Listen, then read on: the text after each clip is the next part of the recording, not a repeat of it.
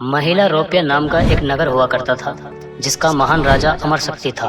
वह बहुत महान था। उसके 3 पुत्र थे। बहुत शक्ति, उग्र शक्ति और अनेक शक्ति। चिंता का विषय यह था कि ये बहुत ही मूर्ख थे।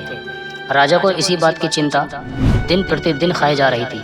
राजा की अब उम्र भी हो रही थी। राजा चिंता में था कि आखिर मेरे बाद इनमें से कौन राजपाट संभालेगा। तीनों ही मूर्ख हैं, कोई भी मेरे बाद राजपाट संभालने योग्य नहीं है। इसीलिए राजा ने यह चिंता अपने दरबार में अपने मंत्रियों के सामने व्यक्त की।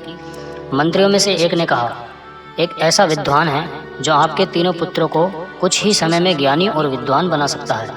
राजा ने कहा, ऐसा कैसे संभव हो सकता है? सिर्फ व्याकरण आदि का अध्ययन करने में ही वर्षों का समय लग जाएगा और फिर शास्त्र आदि का अध्ययन किया जाएगा जिसमें वर्षों लग जाएंगे। अगर ऐसा संभव हो कि कुछ महीनों के अंदर मेरे तीनों पुत्रों को विद्वान बनाया जा सके तो उस विद्वान का नाम मुझे बताएं। मंत्री ने कहा, उसका नाम विष्णु शर्मा है। अगर आपकी आज्ञा है तो मैं उसे दरबार में आने का निमंत्रण देना चाहता हूँ। राजा मान गया और पंडित विष्णु शर्मा को बुलाया गया। विष्णु शर्मा ने राजा की बात सुनी और जवाब दिया कि मैं आपके तीनों पुत्रों को मात्र 6 महीने में ही शास्त्रों का ज्ञाता और विद्वान बना दूंगा। अगर मैं ऐसा नहीं कर पाया तो अपना नाम बदल दूंगा। इस प्रकार पंडित विष्णु शर्मा ने राजा के तीनों पुत्रों को शास्त्रों का ज्ञाता 6 माह का समय लेकर बना दिया।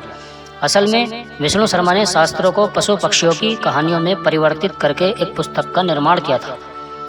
यह पुस्तक किसी भी मूर्ख से मूर्ख व्यक्ति को बुद्धिमान और शास्त्रों का ज्ञाता बना देती है।